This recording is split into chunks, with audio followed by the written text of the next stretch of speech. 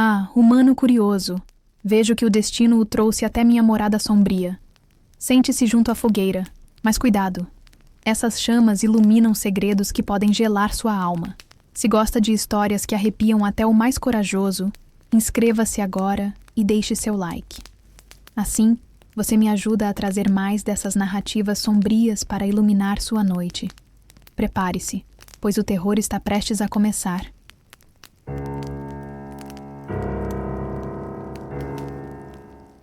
O prédio comercial Vértice erguia-se como uma sentinela de vidro e aço contra o céu nublado da cidade. Seus 40 andares pareciam devorar a luz do crepúsculo, lançando sombras alongadas sobre a calçada úmida. Lucas entrou no saguão, o eco de seus passos misturando-se ao zumbido distante dos sistemas de ar-condicionado. O cheiro de desinfetante e poeira antiga impregnava o ar, como se o lugar tivesse sido abandonado há décadas. Não apenas após o expediente, ele não queria estar ali. Mas a reunião com o cliente tinha sido marcada de última hora, e seu chefe não aceitaria desculpas. O elevador de metal fosco aguardava, suas portas refletindo sua imagem distorcida. Quando ele pressionou o botão, um clique mecânico ecoou, seguido por um gemido de cabos se movimentando. As portas se abriram com um rangido, revelando um interior iluminado por uma luz fluorescente que piscava irregularmente. Dentro, já havia outros 4 passageiros. Uma mulher de terno cinza, com olhos fundos e um sorriso tenso. Um homem obeso, suando profusamente em seu traje justo. Uma jovem com um vestido manchado, segurando uma bolsa contra o peito como um escudo. E um idoso de mãos trêmulas, que não erguia o olhar do chão. Lucas entrou e as portas se fecharam atrás dele com um clique final. O elevador começou a subir. E então, parou. Não no 20º andar, onde Lucas deveria descer. Não em nenhum andar conhecido. As portas se abriram para um corredor escuro, as paredes cobertas por algo que parecia respirar. A mulher de terno foi a primeira a reagir. O que diabos? Ela esticou o braço para pressionar o botão do andar desejado, mas sua mão congelou no ar. O painel de botões estava derretendo, o metal escorrendo como cera quente. O homem obeso começou a hiperventilar. Isso não é possível. Eu preciso sair.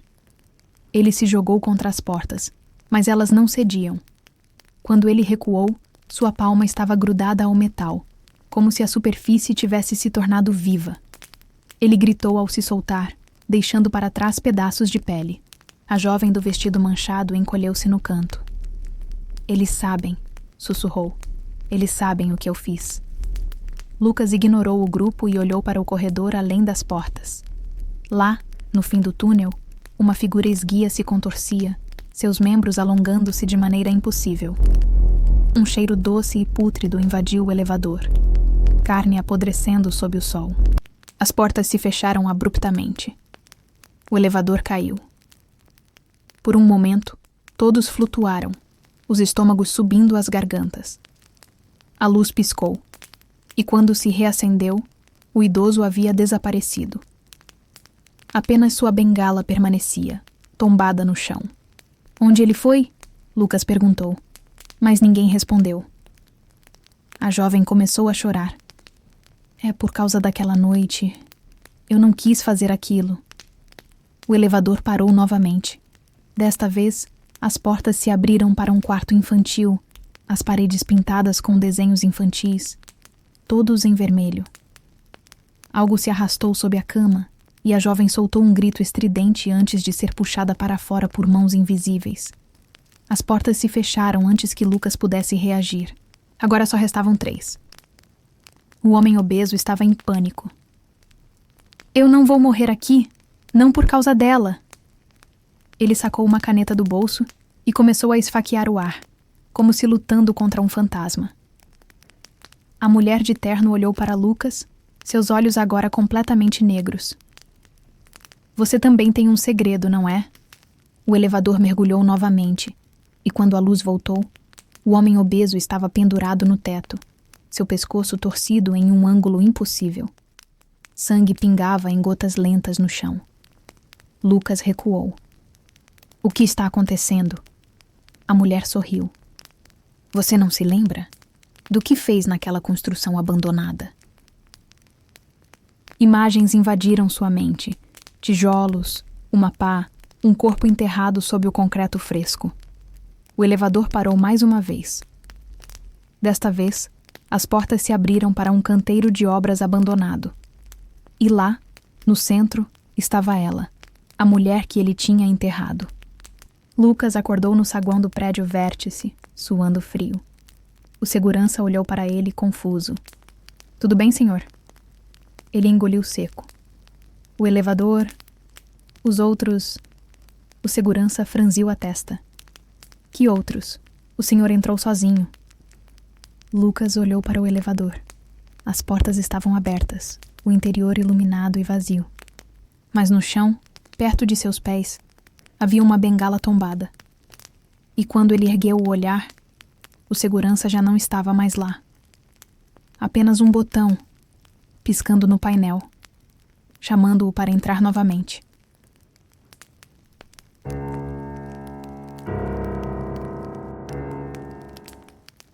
O parque, Encantos Perdidos, jazia no coração da cidade como um cadáver esquecido. Seus portões enferrujados rangiam ao vento noturno, e o cheiro de algodão doce apodrecido e óleo queimado impregnava o ar. A grande roda gigante, antes um símbolo de alegria, agora se inclinava como um esqueleto retorcido, suas gôndolas balançando vazias. As luzes que um dia brilharam em cores vibrantes haviam se tornado olhos mortos, vidrados na escuridão. Daniel sempre ouvira as histórias. Não vá ao parque à noite, os adultos diziam. Coisas ruins acontecem lá. Mas seu filho, Lucas, de 8 anos, desaparecera 3 noites atrás depois de jurar que ouvira risadas vindas de lá. A polícia não acreditara nele. Crianças sempre se perdem, mas sempre aparecem. Mas Daniel sabia. Algo em Encantos Perdidos o chamava. Ele não estava sozinho. Outros pais haviam se juntado a ele. Marina, cuja filha sumira na mesma noite. Rafael, um ex-funcionário do parque que conhecia seus segredos. E Clara, uma jornalista obcecada pelas lendas urbanas do local. Juntos atravessaram os portões, suas lanternas cortando a névoa espessa que parecia respirar ao seu redor. O primeiro sinal de que algo estava errado veio quando o carrossel começou a girar sozinho. A música distorcida de um órgão mecânico ecoou, e os cavalos de madeira do carrossel se moveram em um ritmo quebrado, seus olhos pintados agora seguindo o grupo. Não ligamos a energia, Rafael murmurou pálido. Isso aqui está desativado há 20 anos. Marina apontou para o chão. Pegadas pequenas, descalças, levavam em direção à casa de espelhos. Elas paravam abruptamente, como se a criança tivesse sido arrancada do chão. Dentro da casa de espelhos, os reflexos não mostravam apenas suas imagens. Em um dos espelhos, Lucas apareceu por um instante, mudo, com os olhos escuros como poços. Quando Daniel se virou, não havia ninguém atrás dele. Apenas o reflexo de um palhaço sorridente no vidro rachado. Os sons começaram a se intensificar. Riso infantil, mas distorcido, como se fosse ouvido debaixo d'água. O balanço do carrinho de bate-bate se movendo sozinho. Os assentos manchados de algo escuro e pegajoso. Rafael contou a verdade que escondiam há décadas. O parque fora construído sobre um cemitério indígena, e os primeiros donos ignoraram os avisos. Acidentes começaram a acontecer, crianças desaparecendo, funcionários enlouquecendo. O parque fechou após um incêndio misterioso, mas as histórias diziam que as almas nunca saíram. Elas querem brincar de novo, Clara sussurrou, segurando uma boneca de porcelana que não estava lá antes. Seu rosto estava rachado, e dentro, algo se mexia. Elas querem brincar de no grupo se separou. Marina seguiu uma voz que soava como sua filha, levando-a até o labirinto de espinhos. Lá, os arbustos se fecharam atrás dela, e quando Daniel a alcançou, ela estava imóvel, seus olhos negros e vazios. Ela está aqui, Marina disse, antes de ser puxada para dentro da vegetação. Ovo, Clara sussurrou, segurando uma boneca de porcelana que não estava lá antes. Seu rosto estava rachado, e dentro, algo se mexia. O grupo se separou. Marina seguiu uma voz que soava como sua filha, levando-a até o labirinto de espinhos. Lá, os arbustos se fecharam atrás dela, e quando Daniel a alcançou, ela estava imóvel, seus olhos negros e vazios. Ela está aqui, Marina disse, antes de ser puxada para dentro da vegetação. Rafael tentou fugir, mas os brinquedos mecânicos o cercaram. O palhaço do carrinho de choque, antes inanimado, agora se virou para ele, seu sorriso se esticando até as orelhas. Você deveria ter nos ajudado. A voz saiu do alto-falante enferrujado. Rafael gritou quando as mãos de boneco o agarraram. Daniel e Clara correram até o coreto central, onde uma figura alta e esguia esperava. Era o anfitrião, a criatura que governava o parque.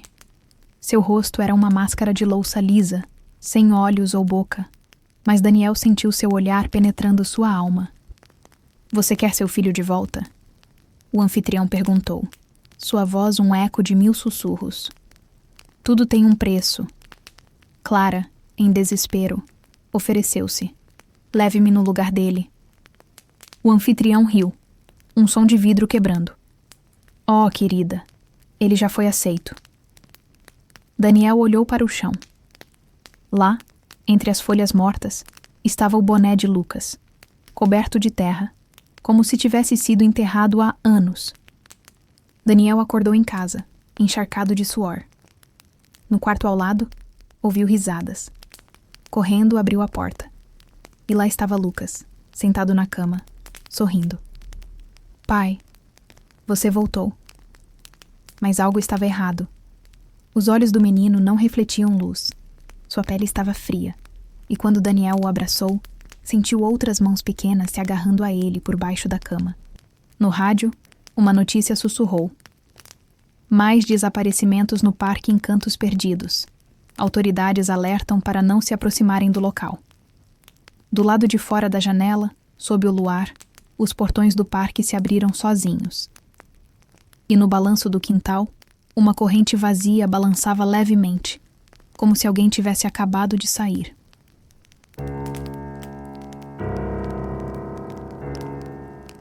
A estrada serpenteava através da floresta como um corte negro na paisagem, engolida pela névoa que se arrastava entre as árvores.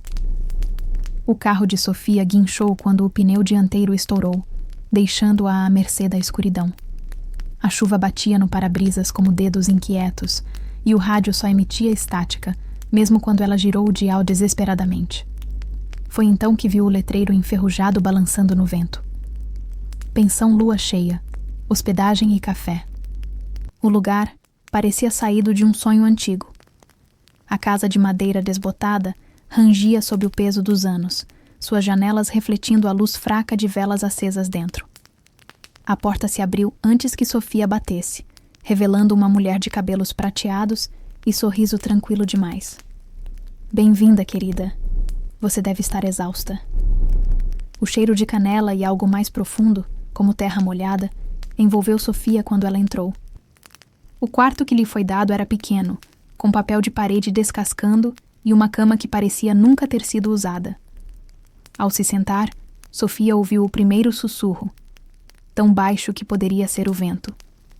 Você deveria ter ficado na estrada. Ela se virou, mas não havia ninguém lá. Apenas o reflexo de seus próprios olhos no espelho embaçado, parecendo mais escuros do que ela lembrava. No corredor, Sofia encontrou os outros hóspedes. Um casal de meia-idade que evitava contato visual, um homem de terno que roía as unhas até sangrar e uma jovem que murmurava sozinha em um canto. O jantar foi servido pela anfitriã, uma sopa espessa que sabia a metal e ervas amargas. Ninguém falou. O som de colheres batendo nos pratos ecoava como ossos sendo arrastados. À noite, os sussurros voltaram. Desta vez, eram vozes familiares. A de Sofia ouviu sua mãe, morta há anos. Você me deixou morrer. Ela se cobriu com o travesseiro, mas as palavras se infiltraram em sua mente, trazendo memórias que ela enterrara. O acidente, sua culpa, o sangue escorrendo pelo asfalto. Na manhã seguinte, o casal havia desaparecido. A porta do quarto deles estava aberta. A cama impecável, como se nunca tivessem estado lá. O homem de terno agora tinha olheiras profundas e arranhões nos braços, como se tivesse lutado contra algo invisível. Eles estão nos ouvindo, ele sussurrou para Sofia antes de se trancar no banheiro. Horas depois, um grito cortou o ar, seguido por silêncio. Sofia vasculhou a pensação em busca de respostas. No porão, encontrou jornais amarelados relatando um massacre ocorrido décadas atrás. Uma família inteira assassinada por hóspedes enlouquecidos. As fotos mostravam a anfitriã atual, mas era impossível. Ela deveria estar morta. Os sussurros se tornaram gritos dentro da mente de Sofia.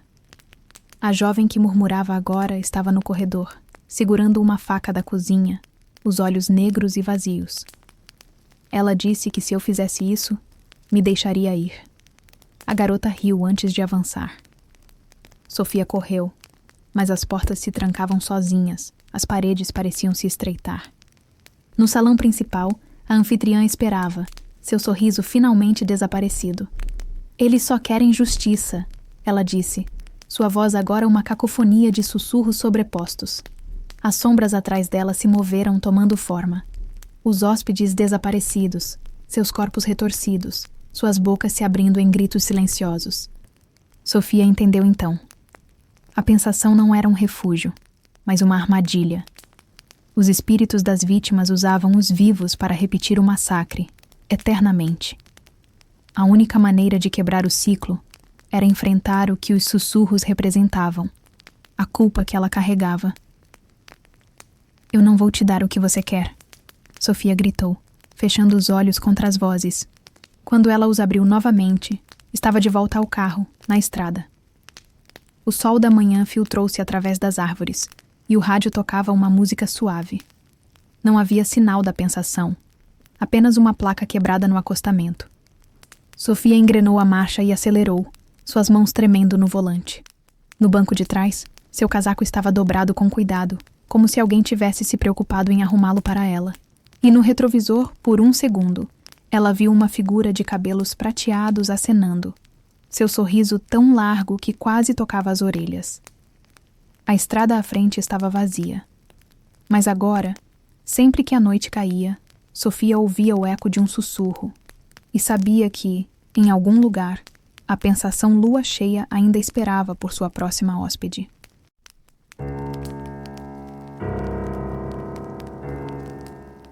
A estrada principal cortava o vale como uma cicatriz negra, iluminada apenas pelos faróis fracos do carro de Daniel.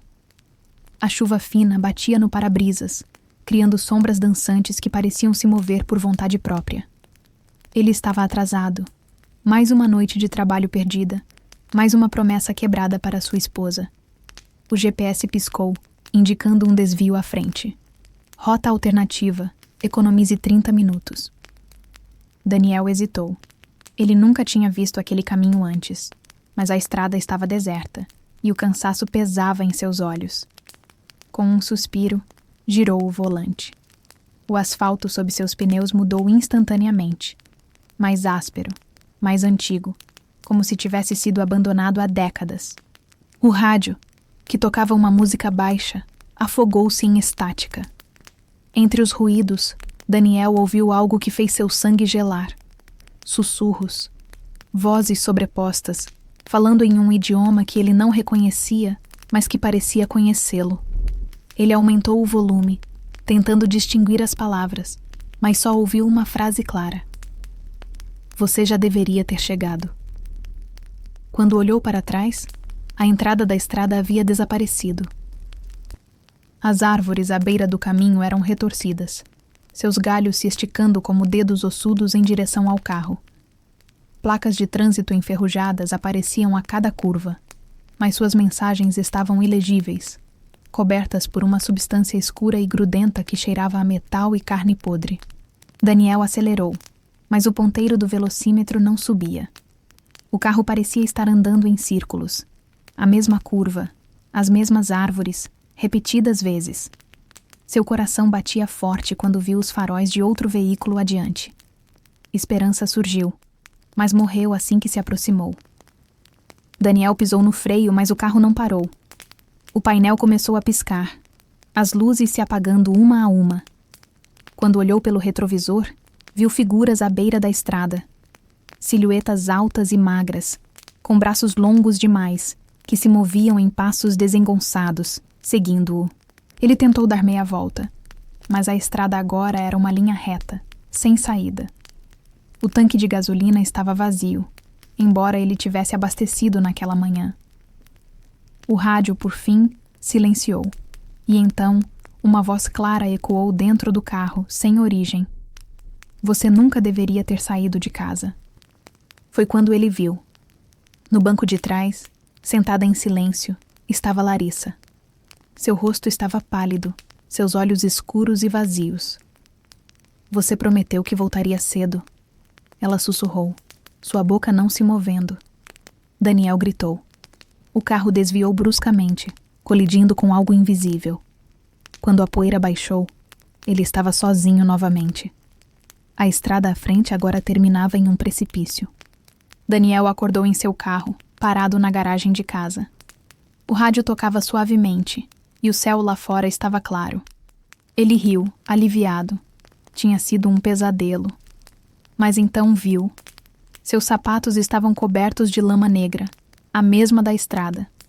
No banco do passageiro, uma placa enferrujada repousava com uma única palavra ainda legível: perdido. E quando ele olhou no espelho, por um instante, viu as figuras da estrada atrás dele, suas bocas se abrindo em sorrisos largos demais. Naquela noite, o GPS de Daniel ligou sozinho, recalculando rota. A estrada sem fim ainda o esperava.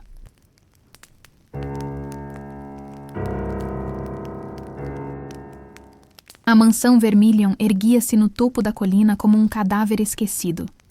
Suas janelas quebradas refletindo a luz do pôr do sol em tons de sangue seco. O vento assobiava entre as tábuas soltas do alpendre, carregando o cheiro de mofo e algo mais doce, como carne preservada em formol. Lucas e Ana haviam herdado a propriedade de um tio distante, um homem que desaparecera décadas atrás sem deixar rastro. É uma oportunidade, dissera o advogado, entregando-lhes as chaves enferrujadas. Agora, diante daquelas paredes manchadas de umidade, Ana sentiu um frio percorrer sua espinha. Na manhã seguinte, os bonecos estavam em lugares diferentes. A bailarina, antes na prateleira superior, agora estava sobre a mesa da cozinha, seus pés pontiagudos cravados na madeira. O palhaço, cujo sorriso antes era alegre, tinha os lábios retorcidos em um gemido silencioso. Você mexeu neles? Lucas perguntou, seu café esfriando entre as mãos trêmulas. Ana negou, mas notou algo estranho. Seus próprios dedos estavam manchados de pó de madeira, como se tivesse passado horas esculpindo.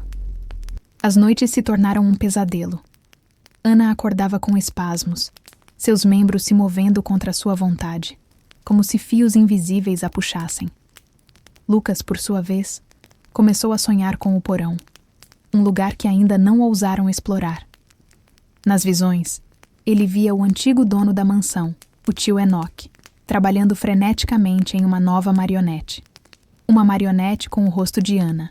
Quando finalmente desceram, encontraram o porão transformado em uma oficina macabra. Ferramentas enferrujadas penduradas em ganchos, manchas escuras no chão de terra batida e, no centro, uma cadeira com correias de couro. Acima dela, fios pendiam do teto, terminando em ganchos afiados. Os bonecos os observavam agora abertamente, suas cabeças girando para acompanhar seus movimentos pela casa. Ana descobriu marcas em seus pulsos. Finos cortes que sangravam sem dor, como se algo tivesse sido costurado nela. Na noite do aniversário de Lucas, ele acordou em pé no salão, segurando uma faca de cozinha. À sua frente, Ana estava de joelhos, sua cabeça puxada para trás pelos cabelos por mãos invisíveis. Os bonecos o cercavam em um semicírculo, seus olhos de vidro brilhando à luz das velas que ninguém acendera. Ele nunca terminou sua obra-prima, sussurrou uma voz que vinha de todos os bonecos ao mesmo tempo. Agora vocês vão ajudá-lo. Lucas lutou contra a força que controlava seu braço, mas a faca se moveu sozinha, aproximando-se do pescoço de Ana. Foi quando ele viu. Os fios não estavam apenas presos nos bonecos. Eles estavam presos neles. O som de madeira quebrando ecoou pela mansão. Ana, em um último ato de resistência, jogou-se contra a vitrine, espatifando os bonecos no chão. Um grito agudo encheu o ar, seguido por silêncio. Na delegacia, os policiais não acreditaram em sua história. A mansão estava vazia quando chegaram. Nenhum boneco, nenhum fio, apenas poeira e silêncio. Mas meses depois, em seu novo apartamento, Ana encontrou um pacote em sua porta. Dentro, o marionetista de madeira sorria, seus fios agora finos como cabelos humanos. E amarrado a eles, um pedaço de tecido manchado com o sangue de Lucas, que nunca foi encontrado. Toda noite, enquanto dorme, Ana sente seus dedos formigando, como se algo estivesse ensaiando seus movimentos. E no espelho, às vezes, vê reflexos que não são seus, mas de 12 figuras, observando, aguardando.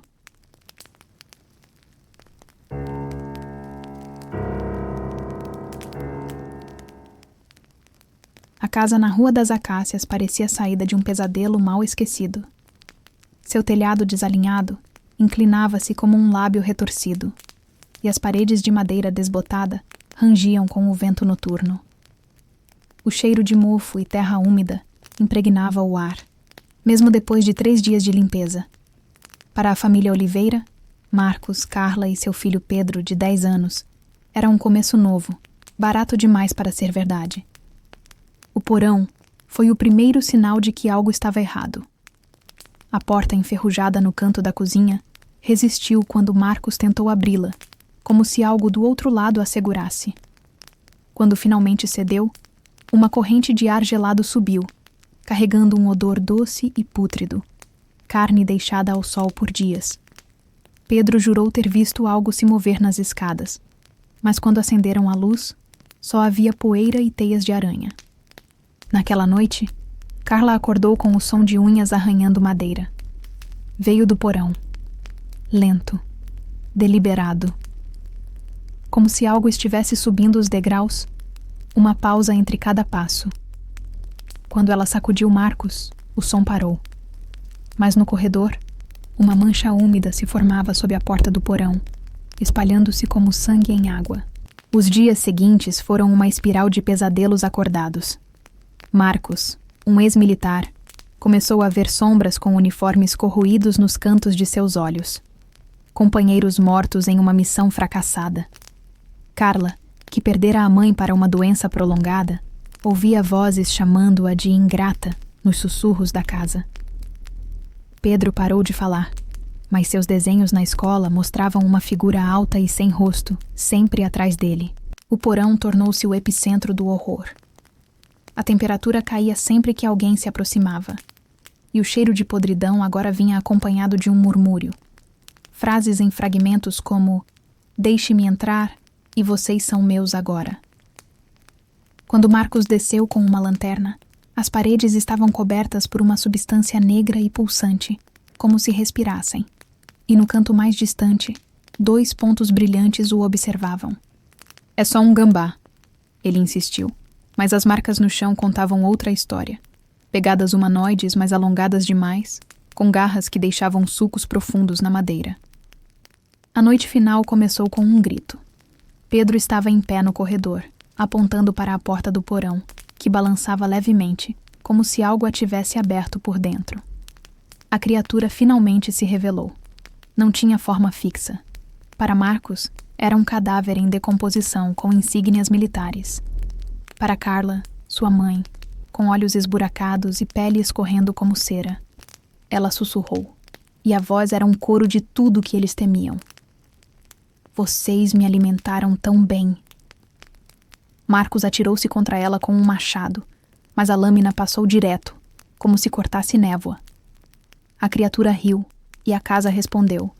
As paredes sangraram, os móveis se contorceram. Pedro, em pânico, correu para o porão. Quando Carla o segurou, A criatura mudou novamente. Tornou-se o próprio Pedro, com olhos totalmente negros. Você nunca o protegeu de verdade, ela disse com a voz do garoto. Foi quando Marcos entendeu. A criatura não era física. Era o medo deles, dado forma. E ela só poderia ser derrotada se deixassem de alimentá-la. Eles saíram da casa ao amanhecer, sem olhar para trás. O sol da manhã deveria ter trazido alívio, mas a luz parecia desviar da construção, como se ela existisse em um bolsão de escuridão permanente. No carro, Pedro finalmente falou. Ela ainda está com fome. Quando Carla olhou pelo retrovisor, viu a figura na janela do sótão, uma silhueta indistinta, mas inconfundivelmente deles três, como se partes de suas piores memórias tivessem se fundido. Um mês depois, a casa na Rua das Acácias foi vendida. A nova família chegou num dia ensolarado, rindo enquanto descarregavam os móveis. E se alguém tivesse prestado atenção, teria visto a porta do porão já aberta, aguardando.